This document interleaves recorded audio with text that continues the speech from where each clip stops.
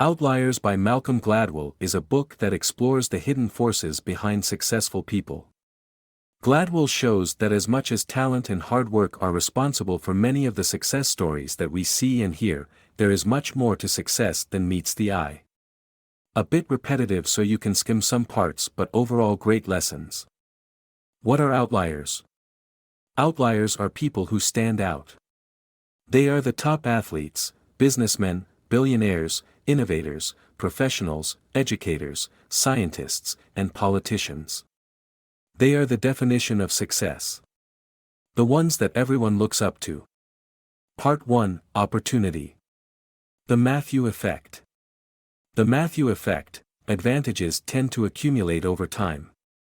Those that are given an early push get more advantages as time goes by, and those that are put at a disadvantage continue to get limited resources. The Matthew Effect is basically another way of stating the law of cumulative advantage. The story of Outliers follows a similar pattern. If you are put at an advantage over your peers and friends from an early age, the advantages will lead to meaningful differences in performance that persist for extended periods. When looking at the stories of successful individuals, most people downplay the role that the Matthew Effect has on their life outcomes. The 10,000-hour rule.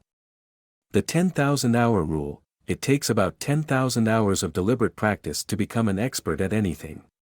But while this is true, the convergence of luck and opportunity is needed. For example, Bill Gates had unlimited exposure to computers at an early age. Most of the Silicon Valley billionaires were just at the right age, born around 1955, and were in their early 20s when the computer revolution began. Most elite hockey players are born in the month of January because the cut-off for age-class hockey in Canada happens on January 1st. Yes, preparation does play an oversized role when it comes to achieving greatness, but so does luck and opportunity.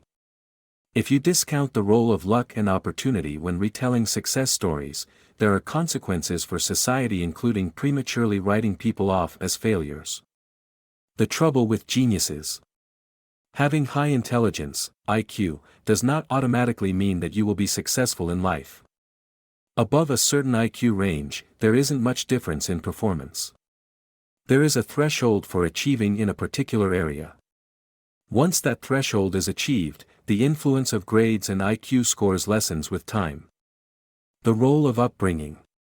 Having a great mind is not enough. Genius has to be nurtured and encouraged. When looking at the stories of outliers, it is easy to overlook the role that upbringing has on how successful one becomes. Studies show that background and upbringing have more of an impact on success than IQ scores. Children from middle and upper-class families are taught to speak up, stand for themselves, and express thought independence. And this explains why they achieve more throughout their lives. Their parents are also more involved in their lives and interests, and this has a great impact on how they approach opportunities and challenges. They grow up believing that their voice and opinions matter even in the face of authority. The benefits of opportunity and luck. Starting out at a disadvantage can be an opportunity in itself. For some outliers, disadvantages are often blessings in disguise. Rags to riches stories focus on the many odds that the hero had to overcome, but they fail to point out that the odds work to empower the hero over future adversities. Outliers also benefit from demographic luck or being born at the right time. For example, those who came to maturity in the 1930s during the height of the Great Depression had less of a chance to make it than those who matured later when the economy was booming. At the same time, engaging in meaningful work, no matter how humbling, gives you the opportunity to learn and grow. Humble, meaningful work can also serve as a pebblestone for the prosperity of future generations. Part 2: Legacy. Cultural legacies. Cultural legacies play an important role in determining the success of outliers. These legacies shape how we react to our environments, how hard we work, how we approach opportunities, and our deference to power and authority. For example, some cultures demonstrate a high reverence for power and authority to the extent that it can hinder job performance and personal growth. Others show greater levels of individuality, and this can lead to greater personal independence and a willingness to take risks. It is easier to count in Asian languages. And because of this, math is more intuitive to Southeast Asians as opposed to Westerners. Most of the cultures in China, Korea, and Japan have rice as their staple food. Cultivating rice is more labor-intensive compared to other forms of agriculture, and this translates to different attitudes towards work and life in general. Low-income versus high-income students. The difference in performance between low-income students and high-income students is not down to differences in intelligence. Given the same opportunities, students from the two groups perform at the same level. Low-income students' performance drops during the summer vacation.